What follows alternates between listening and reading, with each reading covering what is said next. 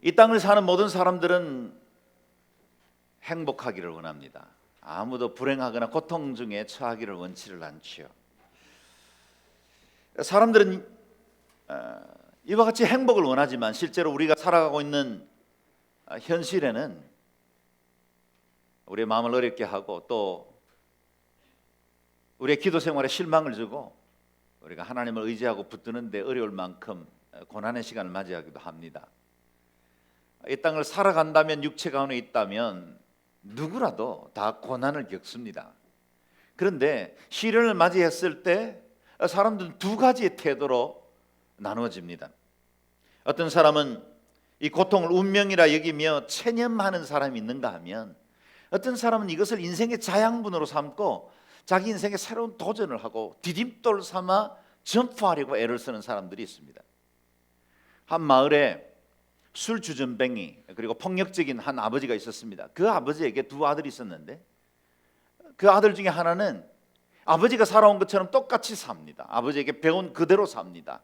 아버지가 행하는 그 기질과 또 행동을 그대로 답습하면서 계속해서 사람들에게 아픔이 되고 또 사람들이 좋아하지 않는 사람이 되어갑니다.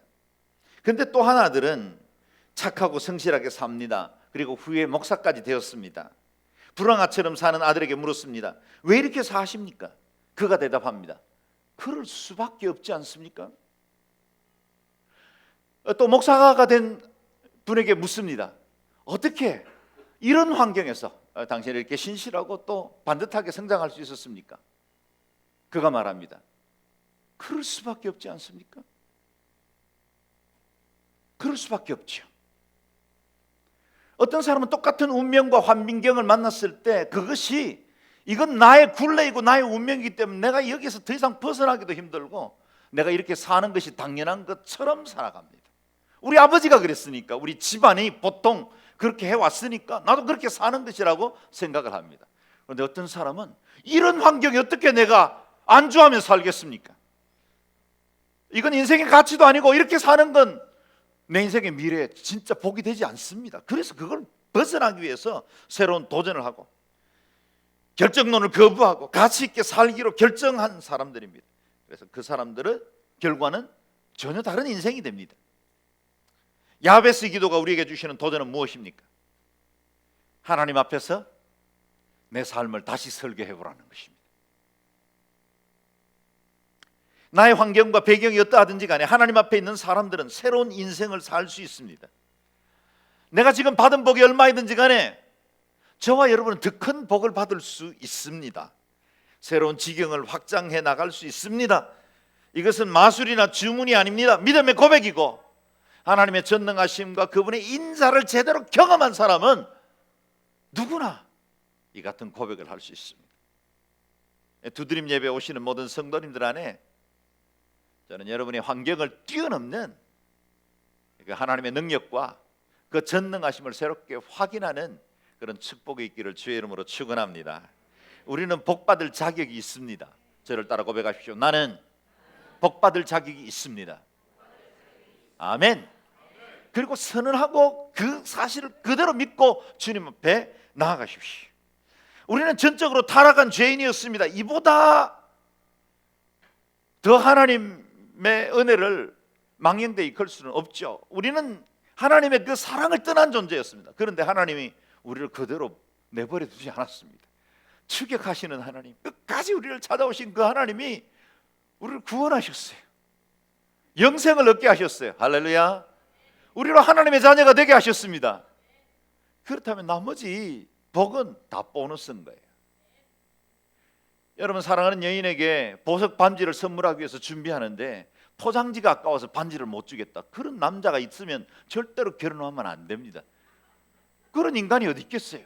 여러분, 비싼 보석 반지를 내어줄 수 있는 사람이라면 포장지가 아까운 건 이상한 거죠. 여러분, 하나님께서 우리에게 독생성자 예수 그리스도를 보내주셨어요. 나머지는요 다 포장지예요. 우리가 기도하는 여러 가지 기도의 제목들, 이것도 원하고 저것도 하고 싶고 우리가 소망하는 그 모든 것은 포장지 축에도 들지 않습니다. 하나님이 그 아들을 하늘보다 버리시고 이 땅에 오셔서 십자가에 철저하게 낮아지시고 낮아지셔서 자신을 내어주시기까지 사랑하셨다면 여러분, 우리를 위해서 하지 못할 일이 무엇 있겠습니까? 아버지 하나님을 신실하게 믿을 수 있기를 바랍니다. 우리 주님께서 사랑하는 우리에게 베풀어 주신 그 모든 것들을 기대하는 마음이 있을 때 야베스의 기도가 실감나기 시작하는 거예요. 야베스의 삶을 새롭게 하신 기도라면 저와 여러분도 새롭게 하실 줄을 믿습니다. 10절 말씀 다시 한 번 더 야베스의 기도를 기도하는 마음으로 읽어볼까요? 시작. 야베스는 이스라엘의 하나님께 부르짖었습니다. 여호와께서 제게 복에 복을 주시어 제 영역을 넓혀 주십시오. 하나님의 손이 저와 함께 하셔서 저를 해로운 것으로부터 지켜주시고 고통을 당하지 않도록 해주십시오. 그러자 하나님께서 야베스가 구하는 것을 허락하셨습니다. 아멘. 그러자 하나님께서 허락하셨습니다. 오늘 그것 때문에 우리가 이 기도를 붙들고 이렇게 5주짜리 특별 집회를 하게 된 것입니다. 그러자 하나님께서 기도를 응답하셨습니다. 우리는 지난 시간에 두 번째 기도 제목이었던 지경을 넓혀주시기를 묵상했습니다. 먼저 전제할 것은 우리의 지경은 더 넓어질 수 있다는 것입니다.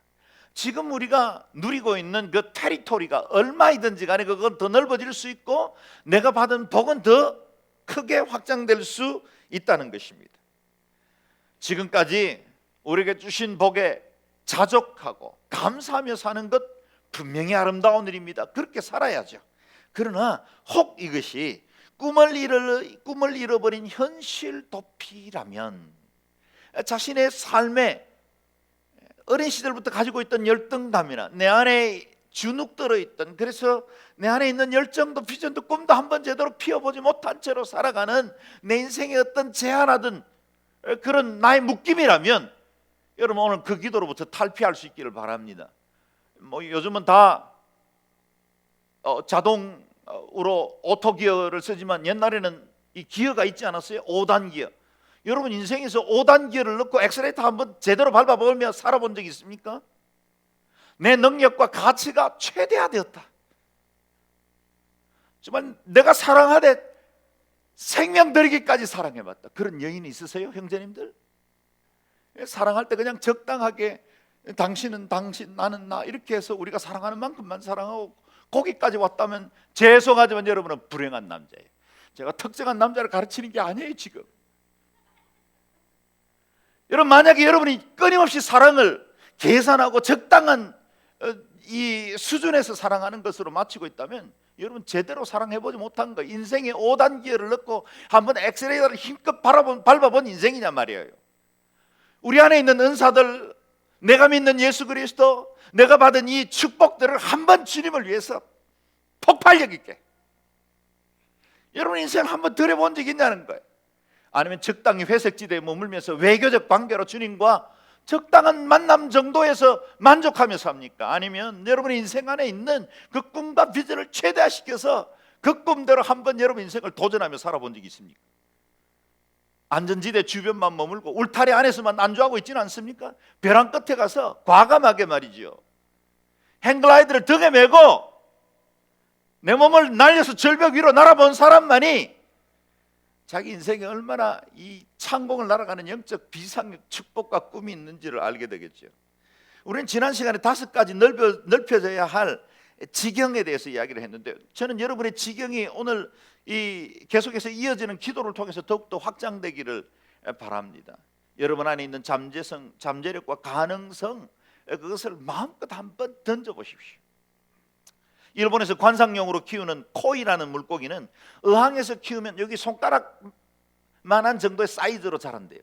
그런데 이것이 호수에서 자연적으로 자랄 때는 1m나 되는 큰 물고기가 된다는 거예요. 여러분 어항 속에 살면 늘 요만한 고기예요. 은혜의 대해로 내 인생을 던지면 하나님이 주시는 그 은혜의 복을 가지고 마음껏 누리면서 살아갈 수 있다는 거예요. 어항 속에서 나오세요. 니모만 뛰쳐나오는 게 아니라 여러분도 뛰쳐나오세요.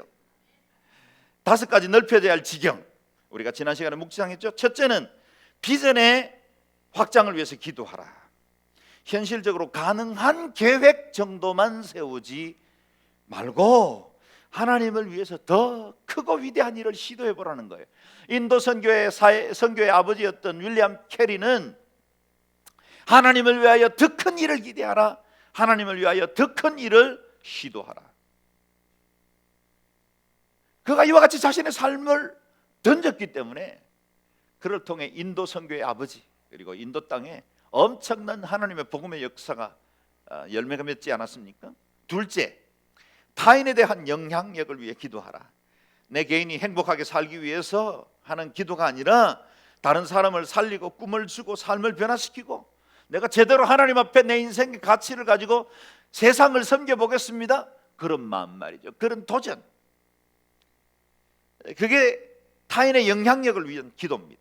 기업하는 사람은 더 큰 기업을 위해서 과감하게 도전하고 기도하십시오. 학문하는 사람은 더 깊은 학문의 세계를 위해서 기도하십시오. 우리 안에 있는 잠재된 은사와 달란트를 깨우고 더 큰 영향력을 가진 하나님의 사람으로 설 수 있도록 도전하시라는 겁니다. 세 번째, 인간관계의 지경이 확장되도록 기도하라. 내 기질과 성격의 울타리를 열고 밖으로 나오면 더 많은 사람들이 나를 기다리고 있습니다.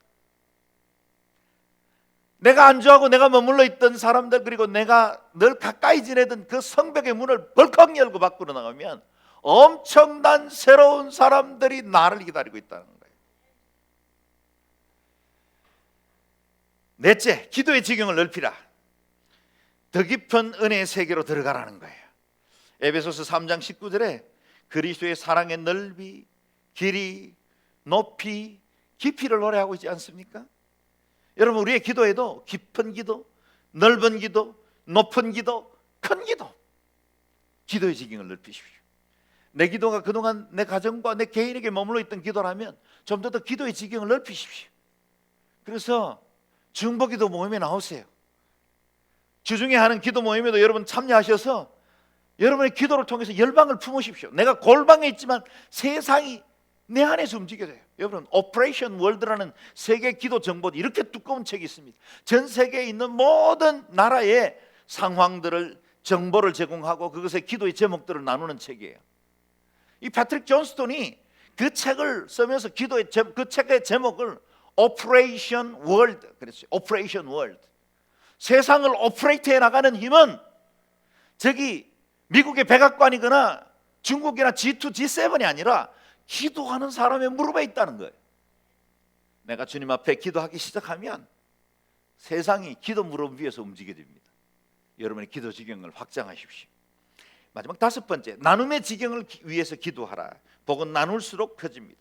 나누어 준 것만 참된 복입니다. 여러분의 나눔이 커져서 여러분의 지경 또한 넓어질 수 있기를 바랍니다. 이와 같은 우리의 기도에 하나님께서 지경을 넓혀 가시는 다섯 가지의 방법이 또 나옵니다. 첫 번째, 규모를 크게 하심으로 지금 하고 있는 일을 증가시킵니다. 사업이 확장되고 또 새로운 거래를 하게 하고 이전에 내가 하지 못했던 새로운 일들을 하게 하죠. 규모를 크게 하심으로 지경을 넓혀 가십니다. 두 번째는 범위를 확장시키십니다. 새로운 일을 하게 하기도 하시고 또 실패할 때 그 실패 때문에 다른 어떤 일들을 시도할 수도 있죠. 스리랑카는 전통적으로 이 커피를 재배하던 나라였습니다. 그래서 영국이 처음 들어왔을 때는 그곳을 커피 재배지로 만들려고 했어요. 그러나 한번 커피의 그 병충해 때문에 커피 농사가 다 망해버렸어요. 그래서 커피나무를 다 뽑아버리고 홍차나무를 심었는데 그것이 그 유명한 셀론티가 됐잖아요. 전 세계 티의 가장 유명한 것이 스리랑카 홍차 셀론티입니다. 여러분, 실패했어요. 안 된 것 같아요. 내 인생을 병충해가 갉아먹는 것 같아요. 그때 하나님은 내 지경을 넓혀 가시는 새로운 사인으로 우리를 주시는 거예요. 길이 막히기도 하고 내가 원치 않는 여러 가지 어려움을 만났을 때 그 나의 어려움들이 도리어 하나님께서 열어가시는 새로운 지경이라고 생각하시면 틀림없습니다. 하나님은 이와 같은 실패를 통해 새로운 일로 이끄시기도 합니다. 세 번째, 더 나은 실력을 갖게 하심으로 지경을 넓히십니다. 보다 더 전문가가 되기도 합니다. 전공 공부와 학위에서 더 뛰어난 사람이 되게 하기도 하죠. 네 번째, 전략을 개선시키기도 합니다. 더 효과적으로 일하게 하기도 하고 새로운 아이디어를 주기도 하십니다. 시간을 절약시키고 그 시간으로 또 새로운 일들을 시도하게 하기도 하죠. 다섯 번째, 더욱 중요한 역할을 맡기기도 합니다. 영향력을 증대시키는 거죠. 새로운 포지션을 주기도 합니다. 진급시킵니다. 스카우트 받기도 합니다. 이런 과정을 통해서 우리의 지경이 넓어짐으로 하나님 앞에 영광 돌릴 수 있어요. 지경을 넓혀주시기를 위해서 기도하는 건 상당히 위험한 기도라 지난 시간에 말씀드렸습니다. 지경이 넓어지려면 가보지 못한 곳에 대한 도전이 필요하죠. 내가 편안하게 머물고 있던 그 안전지대를 벗어나야만 지경이 넓어져요. 그곳에 늘 머물러 있는 사람들은 결코 인생의 지경이 넓어지지 않아요. 안전지대로 나아가야 돼요. 도전해야 합니다. 그 도전은 실패할 가능성을 전제하기도 합니다. 실패할 수 있어요. 때로는 기도하며 시작한 일, 개업 예배 같이 드렸지만 폐업할 때 씁쓸한 마음으로 문 닫을 수 있는 거래도 있습니다. 때로는 가장 가까이 이해해 줄 것 같은 사람들조차 등을 돌릴 수도 있습니다. 장애물을 만나기도 하고 반대 세력을 만나기도 합니다. 내 마음속에는 이렇게까지 버거운 시도를 계속할 필요가 있는가? 계속 자문하게 됩니다. 그렇습니다. 지경이 넓혀지기 위해서는 리스크 테이킹이 필요합니다. 리스크 테이킹. 위험한 일을 시도해야 합니다. 하나님을 향해서 위대한 일을 시도하려면 반드시 위험도 받아들일 각오가 있어야 합니다. 그럼에도 불구하고 지경의 확장을 위해서 기도하는 일은 가치 있는 일입니다. 왜냐하면 지경이 확장될 때 두 가지, 하나님의 영광을 받으십니다. 또한 나를 통해 다른 사람이 복을 받습니다. 여러분, 지경 확장을 위해서 기도할 때는 반드시 이 두 가지를 두고 기도를 해야 돼요. 내 개인의 야망을 채우기 위해서, 우리 가족이 더 편안하고 내 노후를 보장받기 위해서 하는 기도가 아니라 나를 통해서 하나님 영광 받으십시오. 지금까지도 하나님 일하셨지만 하나님께 더 큰 영광 돌리기를 원합니다. 내가 지금까지도 하나님 앞에 쓰임받았지만 정말 더 온전하고 하나님 앞에 더 아름답게 쓰임받고 싶습니다. 이와 같은 기도가 있을 때 지경을 향한 기도는 제대로 하나님의 능력을 발휘하기 시작한다는 것입니다. 하나님 앞에 출사표를 던지십시오. 내 욕심과 이기심의 동기가 아니라 하나님의 영광을 위해서 더 넓은 지경을 부하겠다는 그런 출사표를 하나님 앞에 던지고, 올 한 해 2016년이 그냥 반복적으로 흘러가는 해가 아니라 하나님 앞에 새로운 시도를 하겠다고 결단하는 해가 될 수 있기를 바랍니다. 이와 같은 시도를 하는 사람들에게 꼭 필요한 기도가 세 번째 기도입니다. 다시 야베스 기도의 부분만 읽어볼까요? 시작. 여호와께서 제게 복의 복을 주시어 제 영역을 넓혀주십시오. 하나님의 손이 저와 함께 하셔서 저를 해로운 것으로부터 지켜주시고 고통을 당하지 않도록 해주십시오. 아멘. 세 번째 기도는 무엇입니까? 하나님의 손을 구하는 기도입니다. 하나님의 손을 구하는 기도입니다. 주의 손으로 도우소서. 새로운 지경을 향해서 직면해 나갈 때 우리는 연약하기 때문에, 우리가 부족하기 때문에 늘 실패할 수 있는 위험이 있고 장애가 있기 때문에 하나님의 손은 얼마나 절박합니까? 그 손은 얼마나 우리에게 큰 도움이 될까요? 우리가 이 세상 한가운데서 참된 복을 유지하고 살려면 하나님의 도우시는 손은 절대적으로 필요합니다.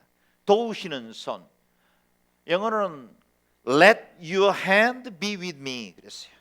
당신의 손이 나와 함께 하기를 바랍니다 그랬어요. 당신의 손이 나와 함께 해주십시오. 독일 속담 중에 하나입니다. 당신이 기도하기 위해 두 손을 모으면 하나님께서는 당신에게 복을 주기 위해서 손을 펴신다. 내가 손을 모으는 그 시간이 우리 하나님은 우리에게 복 주시기 위해서 손을 펴는 시간이에요. 이렇게 주님께서 기도하는 자를 통해서 주의 손을 드러내기 시작합니다. 주의 손이 임한다는 건 무엇을 뜻할까요? 네 가지로 오늘 정리합니다. 야베스 기도를 묵상해 보시는 분은 알겠지만 제가 전 시간에 나눈 말씀들을 적어도 15분 정도는 요약을 하거나 또 새롭게 더해서 그 말씀들을 좀 더 구체화시켜 나갑니다. 다음 주에도 다시 반복할 겁니다. 그러나 여러분 마음속에 잘 기억하십시오. 주의 손이 임한다는 말 네 가지. 첫 번째, 주의 손은 보호의 손입니다. 주님의 손이 나와 함께 하기를 바랍니다. 그 말은 보호의 손이 나와 함께를 원합니다 하는 고백이죠. 시편 31편 15절 말씀 같이 읽어볼까요? 시작. 내 하루하루가 주의 손에 달렸으니 내 적들에게서 나를 괴롭히는 사람들에게서 나를 구해 주소서. 아멘. 다윗이 이 시를 고백할 때 그는 아마도 마온숲, 마온 광야 인근에 있을 때였습니다. 사울이 다윗의 생명을 찾기 위해서 군대를 이끌고 추격하던 때였어요. 그야말로 매일매일 생명이 경각에 달려있던 때였습니다. 그래서 그가 고백하기를 내 하루하루가 주의 손에 달렸으니, 내 하루하루가 그야말로 생명 유지하기가 하루하루가 버겁습니다. 그런 고백이죠. 그런데 다윗은 고백하기를 내 생명이 사울의 손에 달린 거 아닙니다. 아무리 많은 군대를 이끌고 나를 뒤쫓아 추격한다 할지라도 내 생명은 하나님이 주장하십니다. 그 고백이에요. 이게 주의 손을 구하는 기도입니다. 그래서 그는 환난 중에 하나님께 피하여 숨기로 결정하죠. 우리가 잘 아는 시편 18편 1, 2절 한번 고백해 볼까요? 시작. 나의 힘이 되신 여호와여, 내가 주를 사랑하나이다. 여호와는 나의 반석이시요 나의 하나님이시요 나의 피할 바위시요 나의 방패시요 나의 구원의 뿌리시요 나의 산성이시로다. 아멘. 이것이 다윗의 고백이었습니다. 또한 이것이 여러분의 고백이 되기를 바랍니다. 그는 그가 손에 들고 있던 골리앗에게 빼앗은 칼 그것 의지하지 않았습니다. 세상의 여러 군대나 세상의 필요들 그걸로 자신의 생명이 유지되는 것이 아니라는 걸 잘 알았다는 겁니다. 우리가 왜 이렇게 주의 손을 구해야 합니까? 주의 손이 내 위에 머물러 있지 않으면 우리가 다른 악한 자의 손에 넘어지기 때문입니다. 성경에는 여러분 자주 구약 성경을 읽다 보면 블레셋의 손에 붙이시니 그런 표현이 자주 나옵니다. 암몬의 손에 붙이시니 붙이셨다는 말은 그들의 손에 넘겼다는 뜻이에요. 그 말씀이 나온 그 이후에 이 이스라엘의 상태는 끔찍한 고통이 반복됩니다. 여러분 하나님의 손에 붙들려 있고 하나님의 손 안에 있어야 할 그 백성들이 이방의 손에 붙잡히는 순간 그때부터 고통이요 절망이요 끔찍한 노예 생활을 하게 되고 원수에게 대피하는 역사가 일어나는 겁니다. 기억하십시오. 내가 주의 손에 붙들려 있지 않으면 원수가 나를 붙듭니다. 그렇습니다. 우리가 주의 손에 붙들려 있지 않으면 세상이 나를 붙들어 노예 삼으려고 할 겁니다. 주의 손을 거절하면 악한 자의 손이 나를 붙들고 노예 삼는다는 거예요. 우리에게는 중립지대는 없습니다. 하나님과 세상 사이에 적당한 곳에 중립국가로 유지하면서 나는 서방 세계에도 또 공산세계에도 속하지 않았습니다. 그런 건 하나님 나라에는 존재하지 않아요. 내가 주의 손에 붙들려 있지 않으면 악한 마귀가 우리를 붙들어요. 영적 진공 상태는 존재하지 않습니다. 그래서 우리가 예수 그리스도 안에 온전히 우리 삶을 드리고 그분 안에 붙들려 있어야만 온전한 그리스도인으로 살 수 있고 승리하는 복된 삶을 살아갈 수가 있습니다. 주의 손이 저와 여러분을 일평생 견고하게 붙드시기를 주의 이름으로 축원합니다. 시편 37편 23절 24절 같이 읽어볼까요? 시작. 선한 사람의 걸음을 여호와께서 정하시니 그분은 그 길을 기뻐하십니다. 그는 넘어지더라도 아주 엎어지지 않을 것입니다. 여호와께서 그 손으로 붙잡아 주시기 때문입니다. 아멘. 그 손으로 여호와께서 주의 손으로 붙들어 주시기 때문입니다. 주의 손이 필요합니다. 시험과 원수로부터 구원받기 위해서 만세반석이신 주님의 손을 의지해야 합니다. 가끔씩 제가 부르는 찬양이지만 제가 참 좋아하는 찬양, 조금 전에 시편 18편 말씀을 가지고 근거한 찬양 여러분 아시지요? 나의 힘이 되신 여호와여, 내가 주님을 사랑합니다. 주는 나의 반석이시요 나의 요새시라.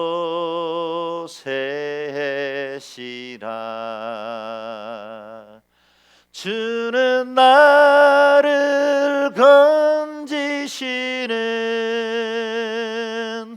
나의 주 나의 하나님,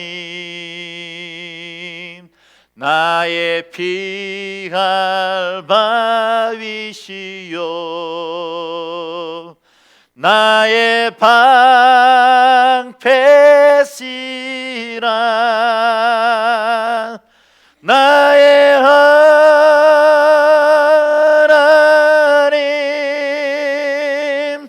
나의 하나님, 구원의 뿌리시요 나의 산성이라. 나의 하나님,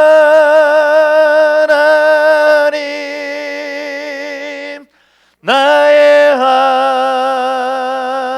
하나님, 그는 나의 여호와 나의 구세주. 아멘. 아멘. 주님의 손이 우리의 방패와 산성이 되시고 우리의 피할 의지와 바위가 되십니다. 두 번째, 주님의 손은 치유의 손입니다. 마태복음 8장 3절 말씀이죠. 같이 한번 읽어볼까요? 예수께서 손을 내밀어 그 사람에게 대시며 말씀하셨습니다. 내가 원한다. 자, 깨끗하게 되어라. 그러자 곧 그의 나병이 나았습니다. 아멘. 예수께서 손을 내밀어 그에게 대시며 말씀하셨습니다. 주님께서 손을 대시며, 주님이 손을 대시면 불치병이 치유받고 우리의 모든 눌려있는 것들이 자유함을 얻고 우리의 고통에서, 우리의 억울함과 아픔에서 자유케 되는 놀라운 회복이 임합니다. 우리 주님은 치유의 손이십니다. 주님의 손이 터치되는 순간 야이로 딸이 살아났습니다. 주님이 그 손으로 한 번도 세상의 소리를 들어보지 못한 사람의 귀에 손을 대시고 에바다 말씀하셨더니 소리가 들리기 시작했어요. 신라한 모세 소경에게 진흙을 지니겨 그 손으로 눈에 바르시고 가서 씻으라 그랬더니 한 번도 세상을 보지 못한 사람의 눈에 세상이 열리기 시작한 거예요. 베데스다 연못가에 물이 돌아서가 아니라 38년 동안 질병 때문에 고통당하던 그가 주님의 터치로 치유받고 회복되었습니다. 이후에 그 치유의 손이 저와 여러분에게도 임하기를 주의 이름으로 축원합니다. 특별히 은사받은 분의 집회에 참석해서만 구원받는 게 아니에요. 기록된 말씀, 선포된 말씀이 믿어지는 순간 주님의 터치가 시작되는 것입니다. 저는 LA에서 교회를 섬기는 동안에 제가 치유받은 이야기들을 간증하는 걸 아주 즐거워합니다.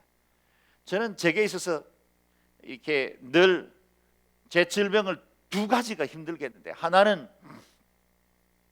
속병이었습니다. 위장병이었어요. 중학교 3학년 때부터 위장병을 아주 진절이 나도록 앓았습니다. 파란 병에 하얀 위장약 암포제렘 7월 떨며 먹었습니다. 그것이 나중에는 위가 약해지고 위 하수가 생기고, 그래서 거의 일주일에 한 번씩 토하고 음식 제대로 먹을 수가 없고, 그게 어느 날 제가 예수 믿고 고등학교 3학년 때 예수 믿고 나서 그 이후에 얼마 되지 않아서 치유를 받았어요. 근데 치유받고 제 몸이 좋아졌는데 예전에 연약했던 그 몸에 제가 제대로 신앙적으로도 그렇고 또 몸을 관리를 제대로 하질 못하고, 제가 자취생활을 했기 때문에 한 번 먹을 때는 억수로 먹습니다. 여러분이 지금 상상할 수 있는 그새 한 두세 배를 생생하시면 됩니다. 왜냐하면 먹을 기회가 많지 않기 때문에 먹을 때 먹어야 됩니다. 그래서 엄청나게 먹었고 또 그랬더니 제 절제하지 못함으로 인해서 위장병이 다시 도졌어요. 그리고 그것 때문에 너무 힘든 시간을 보냈고 제가 선교지로 갈 때까지 거의 그 위장병에 고통을 받았어요. LA에 돌아왔는데 좀 나아지긴 했는데 그때도 힘들었어요. 그런데 너는 치유받았느니라. 에밀 홀즈펄이라는 독일계 목사님이 지은 작은 아주 가는 책이에요. 그걸 읽는데 이전에도 잘 알던 말씀, 이미 믿고 있는 말씀, 이미 제가 수없이 설교도 하고 암송도 하는 말씀. 그가 채찍에 맞음으로 너희가 나음을 입었도다. 채찍에 맞음으로 너희가 나음을 입었도다. 그 말씀을 중심으로 해서 풀어지는 치유에 관한 책인데 읽고 나서 제가 책을 딱 덮으면서 하나님 감사합니다. 오늘 치유받았습니다. 제가 믿음으로 선언했어요. 그리고 치유받았어요. 또 한 가지는 제가 이 편두통이 있습니다. 이 제 위장 약한 거는 어머님께로부터 물려받았고 편두통은 아버지께로 물려받았습니다. 장로님 권사님 죄송합니다. 지금 어디 계신지 모르지만 저희 어머니 아버지 아직 살아 계셔요. 근데 아버지가 늘 편두통으로 그냥 아주 머리를 지끈지끈 아파하는 걸 봤는데 제가 초등학교 6학년부터 편두통을 앓았어요. 꽤 저숙했죠. 그때 무슨 편두통이 필요하겠어요. 그러나 제가 저숙했는지 하여튼 6학년 때부터 편두통을 앓기 시작해서 이 약 저 약 다 먹어보고 처음에는 그게 무슨 병인지 몰라서 이 병원 저건 다녀보기도 했어요. 그런데 제가 제 속병을 치유받고 난 다음에 제가 편두통을 위해서 기도하기 시작했어요. 사실은 금방 낫지를 않았어요. 그리고 편두통은 아주 얄궂어요. 편두통 앓고 있는 분들 여기 있겠지만 무슨 말인지 잘 알 거예요. 한 번씩 오면 정말 세상이 싫어져요. 앉아도 안 돼요. 누워도 안 돼요. 일어서도 안 돼요. 먹어도 안 돼요. 잠자도 안 돼요. 울어도 못해요. 힘써도 안 돼요. 막 머리를 쥐어뜯고 싶어요. 머리 이쪽 부분 뜯을 수 있으면 집어뜯고 싶고 그럴 만큼 고통스러웠는데 이 편두통을 놓고 제가 기도하기 시작했어요. 물론 기도할 때 이것이 가시는 것 같다가 다시 오기도 하고 마치 범인이요 범죄를 저지른 현장에 다시 돌아와 본다잖아요. 제 위장병도 나중에 제가 치유받고 나서 다시 한번 찾아오더라고. 그때 잘해야 돼. 그때 믿음으로 선언한 것을 주장하고 붙들어야지. 그때 또다시 약 먹고 또다시 그냥 적당히 세상적 방법으로 치유하려고 하면 그 병이 다시 들어와서 내 속에 주인 행세합니다. 편두통도 그랬어요. 고통스러웠지만 기도함으로 극복했어요. 그리고 온전히 치유받았어요. 나는 물론 그 이후에 제가 다른 질병 한 번도 앓지 않는 온전한 건강을 유지했다는 말이 아니에요. 감기가 들기도 합니다. 몸살로 힘들어 눕기도 했어요. 지금도 저는 고혈압 약 먹고 있습니다. 제가 모든 질병에서 다 자유했다는 뜻도 아니고 이 말씀이 모든 환경 모든 사람들에게 똑같이 적용된다는 뜻은 아니에요. 그러나 분명한 건 우리 하나님의 말씀은 치유의 말씀이에요. 제게 역사하시고 능력으로 일하셨던 하나님이라면 여러분도 치유할 수 있습니다. 그리고 하나님께서 일하신 그 방법은 언제 어디에서 일어날지 몰라요. 저는 이 오후가 여러분을 치유하는 그런 시간이 되기를 바랍니다. 그리고 여러분 우리 안에 있는 질병들이 다 자유롭게 될 수는 없을지는 모르겠지만 그 질병을 운명처럼 체념하며 살지는 마십시오. 우리 하나님이 그것을 통해서 만약 나를 교훈하시고 나를 더욱더 온전한 자로 빚어가기를 원하신다면 사도 바울의 가시처럼 쓰신다면 우리가 기도해도 응답받지 못할 수는 있을 거예요. 그러나 여러분 그건 미리 전제하고 이게 가시지 건방지게 그런 소리 하지 마세요. 여러분 그래도 사도 바울급 정도 돼야 가시가 있는 거지 아무에게나 그렇게 가시가 있는 게 아니에요. 내 안에 있는 이 질병이 하나님 기뻐하지 않는 것이고 그것이 나를 고통스럽게 하고 있는 것이고 내가 하나님 앞에 온전하게 나아가지 못하게 하는 것이라면 주님 앞에 도전하십시오. 치유하시는 건 하나님의 손에 달려있어요. 그러나 믿고 주장하는 건 내 역량이에요. 여러분 과거에 2000년 전에 예언은 2700년 전 이사야가 예언한 것이고 그것이 2000년 전에 예수 그리스도의 십자가 안에서 완성되었고 성취되었고 그리고 이 말씀은 과거 완료형으로 이루어졌어요. 그가 채찍에 맞음으로 우리가 나음을 입었도다. 과거 완료형이에요. 완료된 거예요. 그걸 그냥 과거의 말씀으로 둘 것인가? 아니면 오늘도 역사하시는 생명력 있는 말씀, 내게도 유효한 말씀으로 받을 것인가는 내가 정하는 거예요. 내가 믿음으로 받고 내가 믿음으로 주장하면 그것이 능력이 되고 생명이 될 거예요.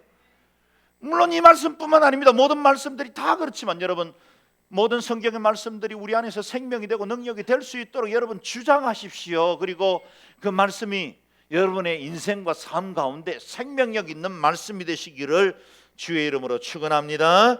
그를 향하여 우리의 가진 바 담대한 것이 이것이니 그의 뜻대로 무엇을 구하면 들으십니다. 우리의 기도를 들으시는 하나님이십니다. 여러분 뿐만 아니라 우리 주님은 지치고 상한 사람들을 소생시켜 주시는 하나님이세요.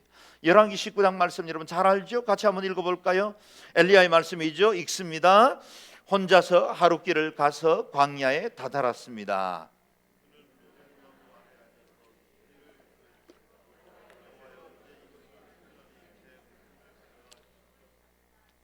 저는 제 조상들보다 나은 것이 없습니다.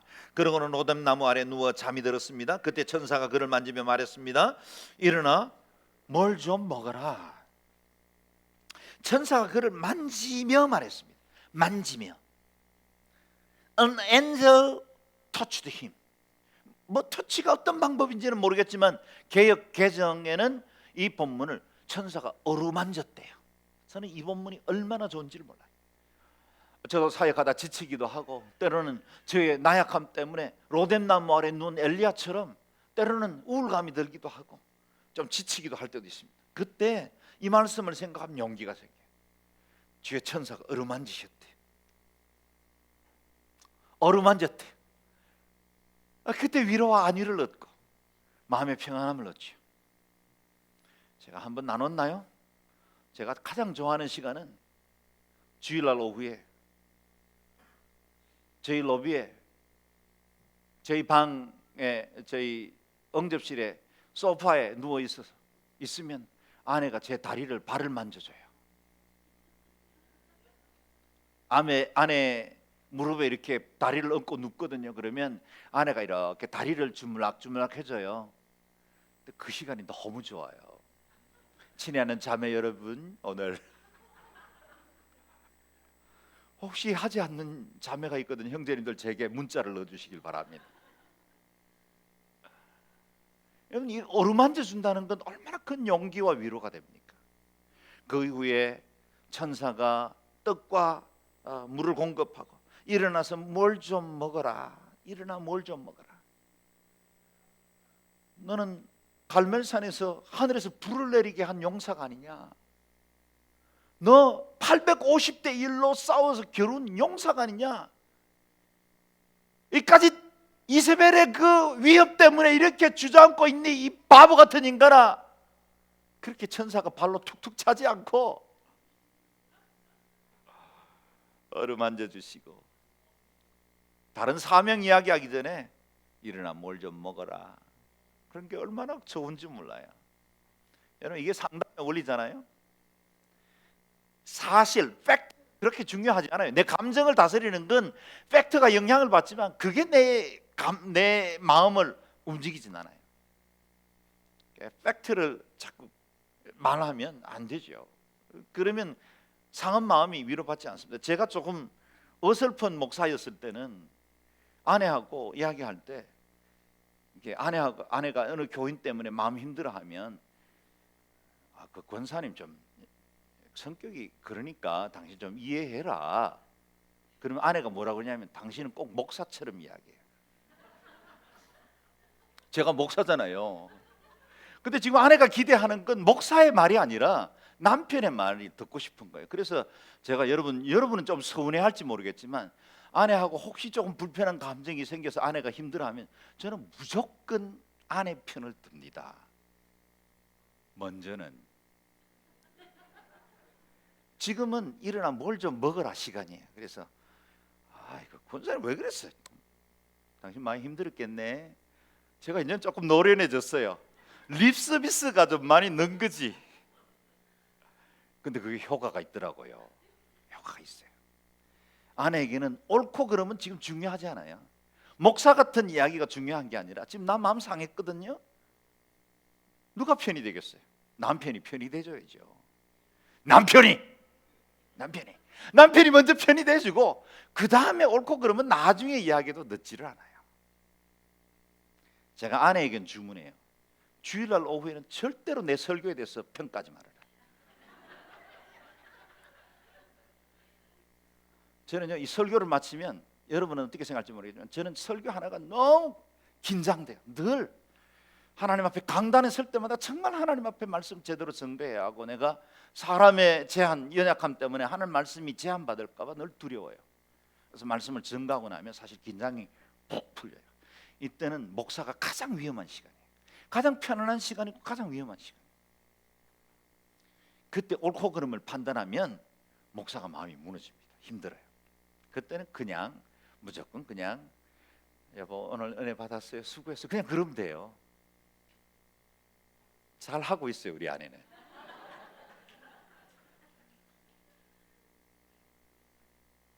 여러분, 이 천사가 와서 그를 어루만지면서 뭘 좀 먹어라, 그게 하나님이 우리를 대하는 방법이에요. 둘째 아들이 왔는데 너 재산 다 도대체 어디에 말아먹었니? 이러면 둘째 아들 왔다 도망가요. 그 밤에 다시 떠난다니까요. 그냥 잔치 베풀어 주는 거예요. 우리 공동체도 그랬으면 좋겠어요. 하나님이 우리를 대하시듯이 우리도 서로를 그렇게 대했으면 좋겠어요. 사랑하는 여러분, 우리 주님께서 우리를 정죄하거나 판단하지 아니하시고 주님의 인자하신 손이 우리의 마음을 어루만질 거예요. 힘들었지? 고생했다. 이 오후에도 이렇게 은혜 받겠다고 와 있는 거 얼마나 귀한지 몰라.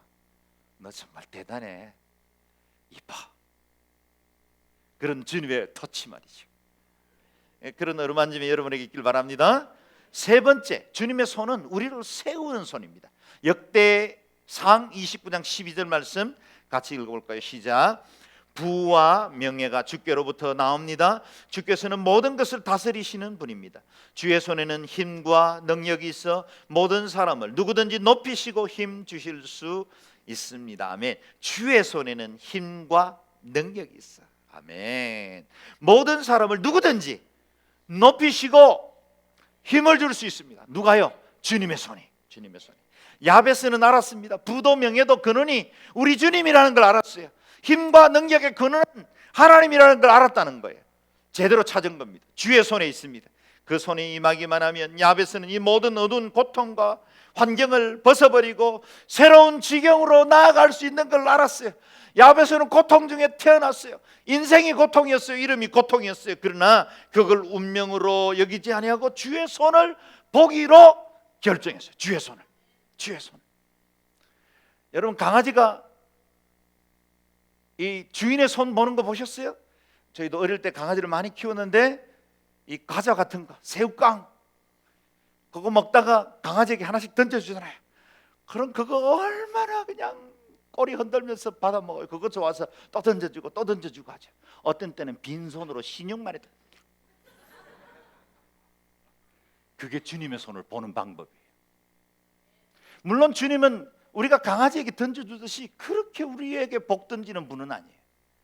그러나 주님을 사모하되 빈손이 오가는데도 눈을 쫑긋 뜨고 말이죠. 또 바라보고 하나님이 이번 집회에는 내게 은혜를 주실지, 하나님 오늘 기도 가운데 주님께서 날 만나 주실지, 그게 주님을 바라보는 거예요. 시편 123편 2절에 그 마음이 잘 나타나 있어요. 같이 읽어볼까요? 시작. 종들의 눈이 그 주인의 손을 바라보듯 여종의 눈이 그 여주인을 바라보듯 내 눈이 우리 하나님 여호와를 바라봅니다. 주께서 우리에게 그 자비를 베푸실 때까지 말입니다. 아멘. 주님의 손을 바라보는 사람들은 결단코 실망하지 않을 것입니다. 능력과 존귀를 얻을 것입니다. 그리고 주의 손에 힘과 능력이 있으신 분이시니 그분이 우리를 높여주시고 영화롭게 할 것이고 가치 있게 할 것이고 원수의 목전에서 상을 베풀어 주시고 영화와 존귀로 관을 씌워 주실 줄로 믿습니다. 아멘. 저를 따라 고백해 보십시오. 주의 손으로 나를 도우소서. 주의 손으로 나를 도우소서. 아멘. 마지막으로 주의 손이 임하면 주의 뜻이 드러납니다. 사도행전 11장 21절 말씀 읽겠습니다. 시작. 주의 손이 그들과 함께 하셔서 많은 수의 사람들이 믿고 주께 돌아왔습니다. 아멘. 주의 손이 그들과 함께 하셨더니 많은 사람들이 주께로 돌아왔다는 거예요. 하나님 나라가 확장되었습니다. 안디옥에서 일어난 부흥 이야기를 말씀한 거지요. 여러분, 주의 손이 함께하면 주의 임재와 능력이 드러납니다. 주의 손이 드러났다는 뜻은 그곳에 하나님의 능력이 드러났다는 거예요. 느헤미야가 이 폐허가 된 예루살렘 성을 재건하기 위해서 사람들을 모으고 그리고 그 성 재건 사역을 계속했습니다. 그때 느헤미야가 단시간 기간 동안에 성벽을 완공했을 때 그에 대한 고백, 그게 느헤미야서에 나오는데요. 진짜 느헤미야는 제대로 하나님을 알은 사람이다, 그런 생각이 들어요. 그는 고백하기를 주의 선한 손이 나를 도우셨다. 주의 손이 나를 도우셨다. 반복적으로 성벽이 어디에서 어디까지 세워졌는데 주의 손이 도우셔서 이걸 했고, 주의 손이 도우셔서 이 지파가 이걸 세웠고, 주의 손이 도우셔서 외적으로부터 우리를 막아주셨고, 산발락과 도비아가 우리를 공격했지만 주의 손이 나를 도우셨다. 주의 손이. 사랑하는 여러분, 주의 손이 여러분에게 임하면 지금보다 더 크고 위대한 일을 할 수 있습니다. 우리가 준비되어서가 아니라 주의 손에 능력이 있기 때문인 줄로 믿습니다. 주의 손은 과거 몇 사람들에게 임한 것으로 그치지 않습니다. E.M. 바운즈는 기도는 하늘 자원의 창고를 여는 열쇠라고 하였습니다. 저와 여러분의 기도는 하나님의 손을 부릅니다.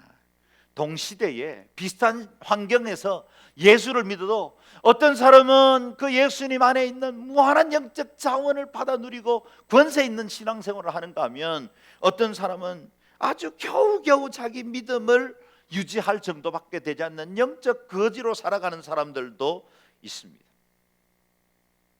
새해입니다. 1월입니다. 주의 손을 구할 수 있기를 바랍니다. 주님의 손은 온 세상을 창조하신 손이고 악한 자로부터 보호하는 손이며 우리를 상함으로부터 치유하는 손이고 우리를 능력 있는 자로 세워주는 손입니다.